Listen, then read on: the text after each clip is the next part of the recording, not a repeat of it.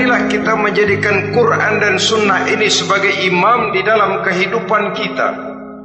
Bukankah Rasulullah sallallahu alaihi wasallam pernah memberikan pilihan?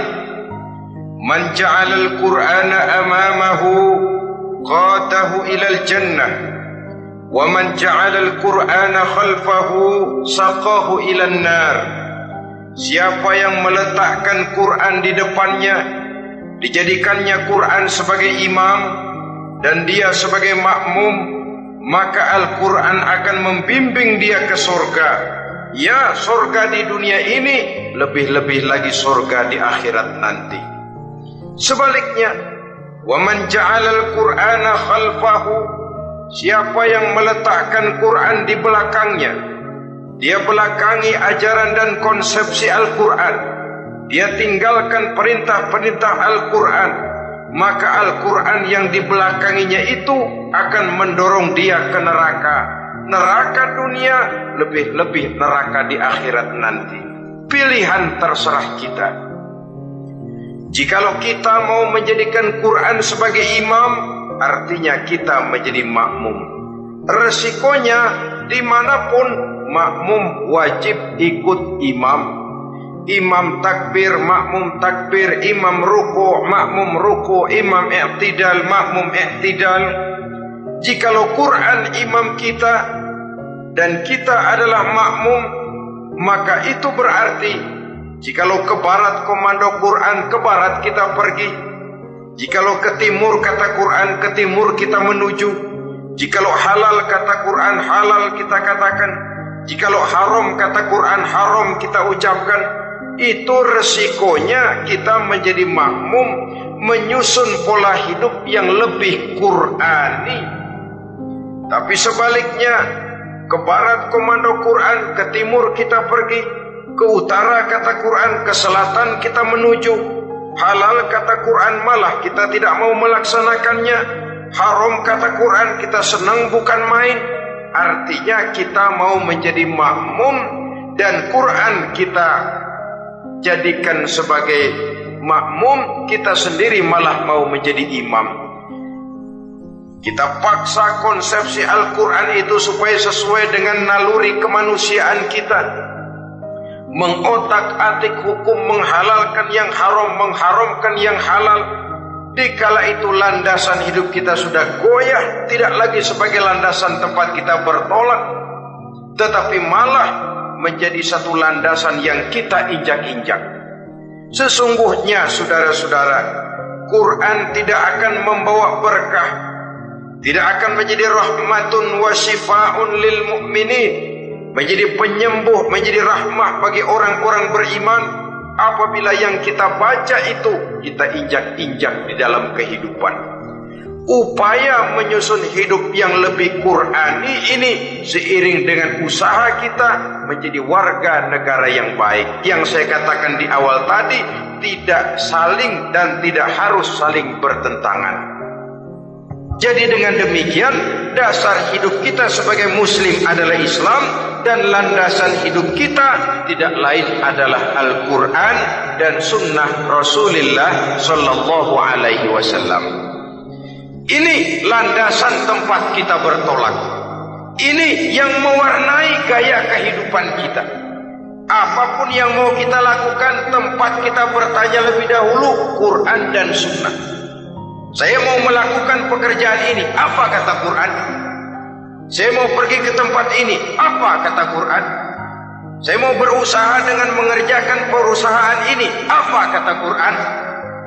Merupakan landasan daripada kehidupan kita.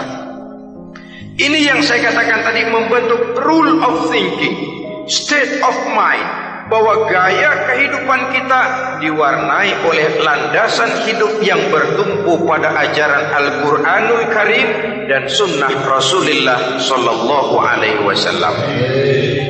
Baiklah ya, ini yang pertama tentang dasar dan landasan hidup. Yang kedua tentang tujuan hidup. Kalau sudah ada landasan tempat kita bertolak, lalu kemana pantai yang akan kita tuju? Mau apa sih kita hidup ini?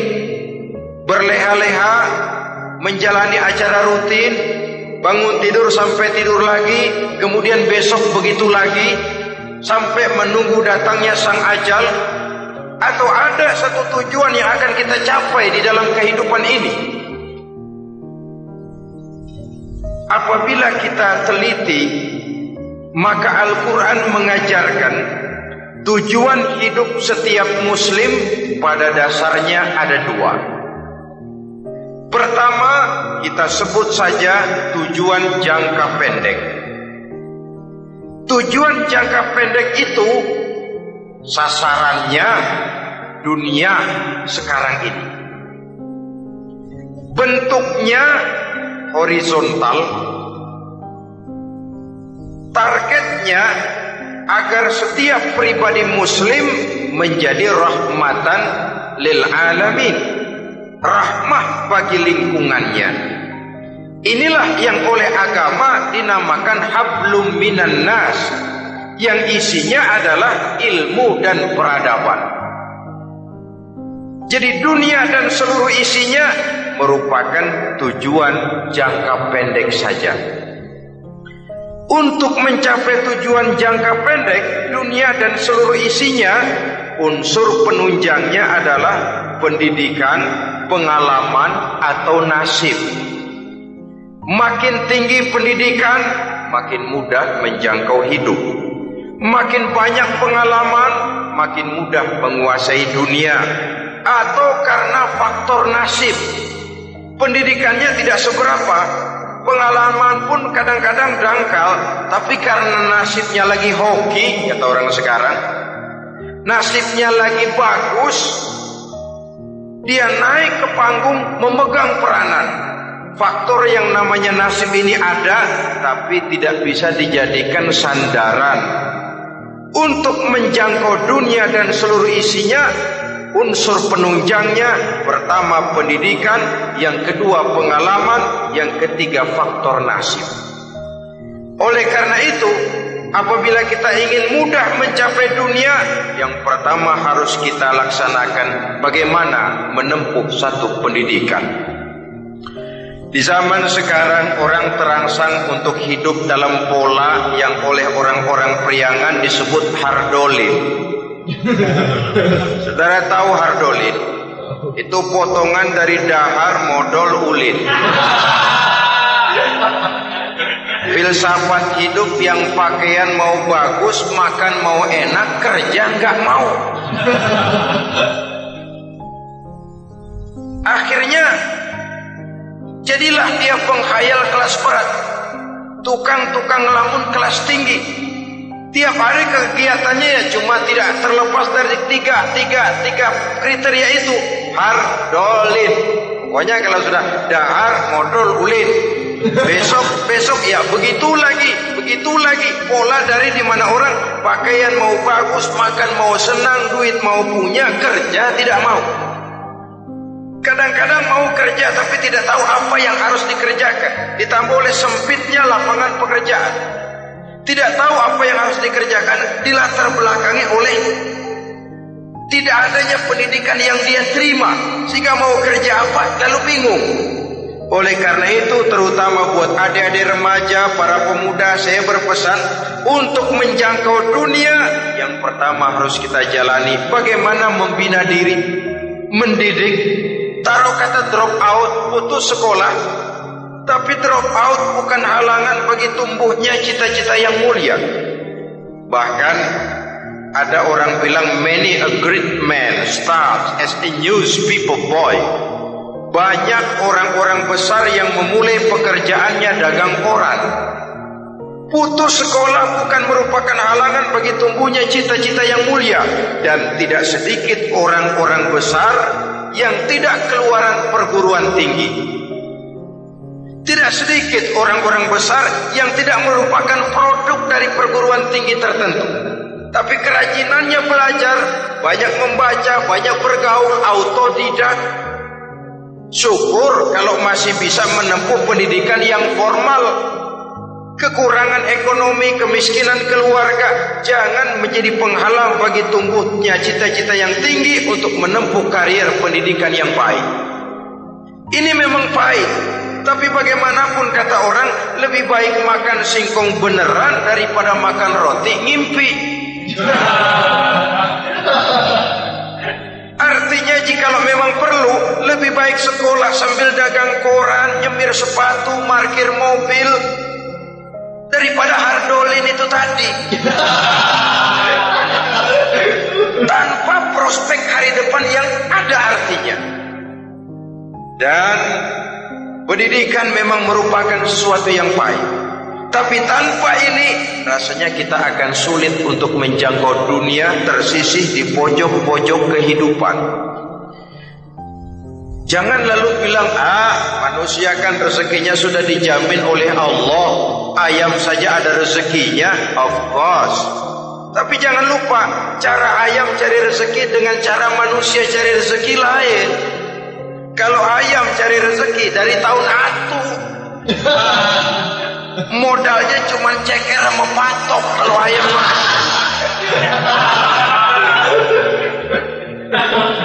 asal bisa nyeker, bisa matok, ayam dapat rezeki.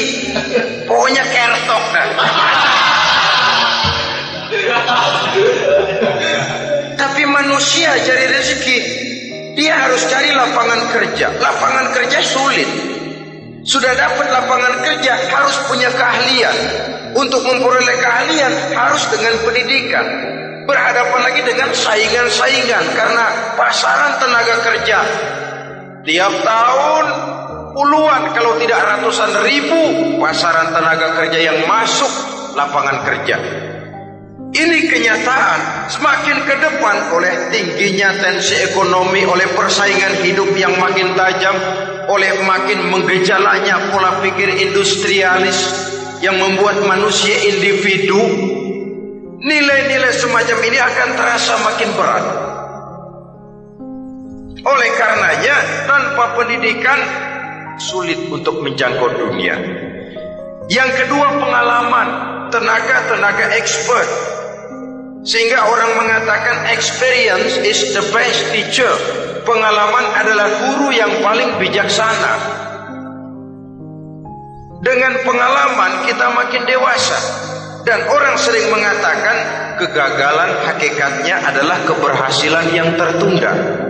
Jangan takut gagal, kalau itu akan mengantarkan kita kepada pola hidup yang lebih dewasa, lebih tegar, lebih sanggup menghadapi kesulitan-kesulitan.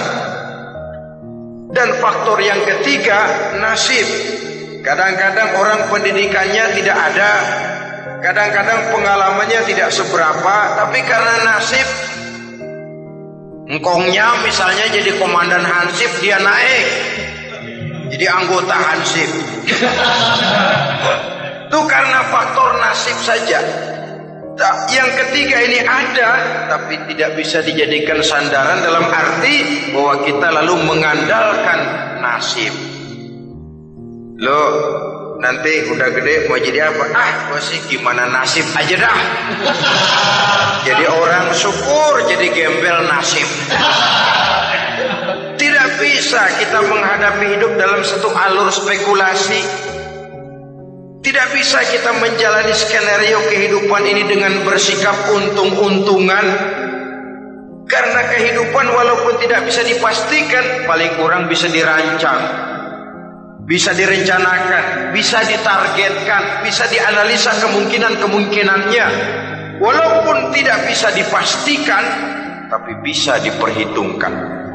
Sebagai manusia yang terikat oleh causality, oleh hukum sebab akibat, sewajarnya kita memperhitungkan kemungkinan-kemungkinan itu.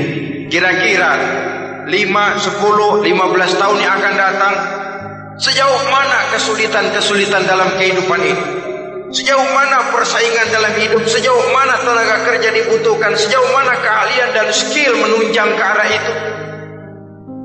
Kalau tidak, kita akan tersisih di sudut-sudut kehidupan untuk lebih banyak jadi penonton daripada menjadi pemain. Padahal kita ingin jadi pemain, kita ingin aktif, kita ingin punya peranan karena kita oleh agama dituntut menjadi rahmatan lil alamin, menjadi rahmah bagi lingkungan di mana kita tinggal, mewarnai lingkungan, bukan cuma diwarnai oleh lingkungan itu sendiri. Itu tadi tujuan jangka pendek sebagai tujuan yang pertama. Yang kedua, tujuan jangka panjang. Tujuan jangka panjang ini sasarannya adalah akhirat. Bentuknya vertikal, targetnya adalah mardotillah atau ridho daripada Allah. Dan ini yang oleh agama dinamakan dengan hablum minallah, tali vertikal yang menghubungkan manusia langsung dengan Tuhannya. Untuk mencapai tujuan jangka panjang akhirat ini, unsur penunjangnya adalah prestasi ibadah. Kalau untuk tujuan jangka pendek, dunia dan seluruh isinya, pendidikan, pengalaman, dan nasib memegang peranan yang sangat penting, maka untuk akhirat, pendidikan, pengalaman, nasib tidak punya pengaruh banyak. Unsur penunjangnya adalah prestasi ibadah. Bagaimanapun tinggi pendidikan, bagaimanapun banyak pengalaman, tanpa prestasi ibadah, nol besar kita dalam pandangan Allah Subhanahu wa ta'ala. Saudara-saudara kaum muslimin rahimakumullah, itu sebabnya seorang muslim sholat, puasa, haji, zakat, yang kalaupun ada target dunia itu cuma side effect saja, sekedar satu efek sampingan. Target utamanya tetap tujuan jangka panjang, akhirat dan ridho Allah. Kenapa kita sholat? Untuk mencari ridho Allah. Kenapa kita laksanakan ibadah haji? Untuk mencari ridho Allah. Kita bangun di keheningan malam untuk mencari ridho Allah. Kalau ada akibat dunia, itu cuma akibat sekunder saja. Ada misalnya orang karena tekun ibadah rezekinya lancar, itu baru persekot, baru tanda jadi. Kadang-kadang persekotnya saja sudah nikmat kok, apalagi cashnya, kontannya. Sebaliknya kalau ada orang rajin ibadah, rezekinya seret, jangan jadi alasan. Kok lu nggak sembahyang? Alah, tetangga gua rajin sembahyang melarat terus.